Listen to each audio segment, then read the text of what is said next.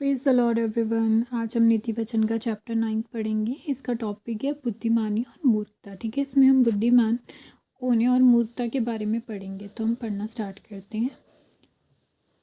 बुद्धि ने अपना घर बनाया और उसके सातों खंभे गड़े हुए हैं। उसने अपने पशु वध करके अपने दाख मधु में मसाला मिलाया और अपनी मेज लगाई। उसने अपनी सहेलियां सबको बुलाने के लिए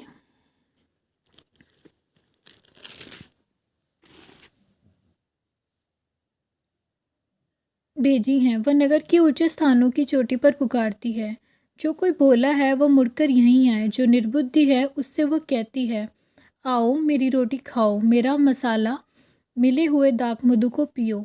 भोलों का संग छोड़ो, जीवित रहो, समझ के मार्ग में सीधे चलो। अब जिनके पास नहीं है बुद्धि, बुद्धि उनको बुलाती है कि आओ मेरे पास आओ, मैं तुम्हें बुद्धि से ब्लेस करूँगी। ठीक है, यहाँ पे ये चीज़ क्यों लिखी है कि जीवित रहो, भोलों का संग छोड़ो। क्यों? क्योंकि अगर आपके पास बुद्धि है तो आप जीवित रहोगे। ठीक है, समझ के मार्ग में चलोगे। ठीक है, और जो ठट्ठा करने वाले को शिक्षा देता है वो अपमानित होता है, और जो दुष्ट जन को डांटता है वो कलंकित होता है। यहाँ पे जो ठट्ठा करने वाले मीन्स जो मजाक करने वालों को शिक्षा देते हैं।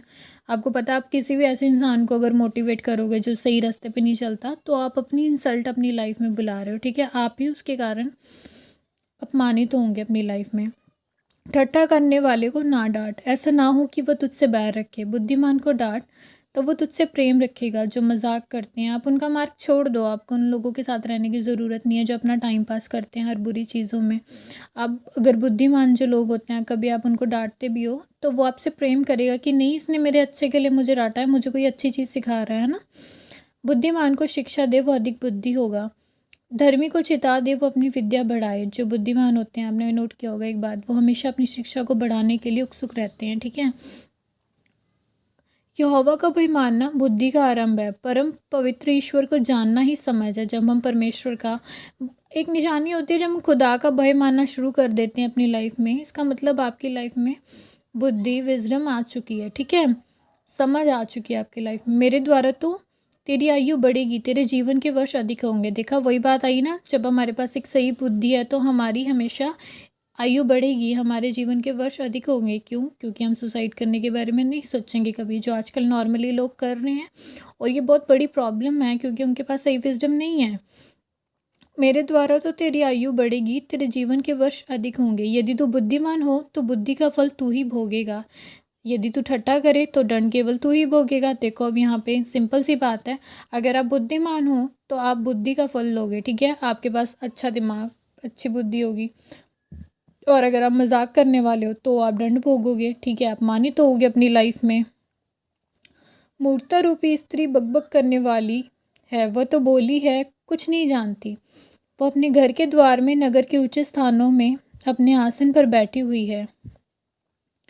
कई लोगों के पास नई बुद्धि होती है, जिनके पास नहीं होती है वो हमेशा बकबकी करते हैं ना, ऐसे बोलते रहते हैं कुछ ना कुछ। जो बटोही अपना अपना मार्ग पकड़े हुए सीधे चले जाते हैं, उनको यह कहकर पुकारती है, जो कोई भोला है वो मुड़कर यहीं आए। जो निर्बुद्धि है उससे वह कहती है, चोरी का पानी मीठा होता है, लुक्के छिपे की रोटी अच्छी लगती है। वो यह नहीं जानता कि वहाँ मरे हुए पेड़ हैं, मरे हुए पड़े हैं, सॉरी, सॉरी, वह यह नहीं जानता कि वहाँ मरे हुए पड़े हैं।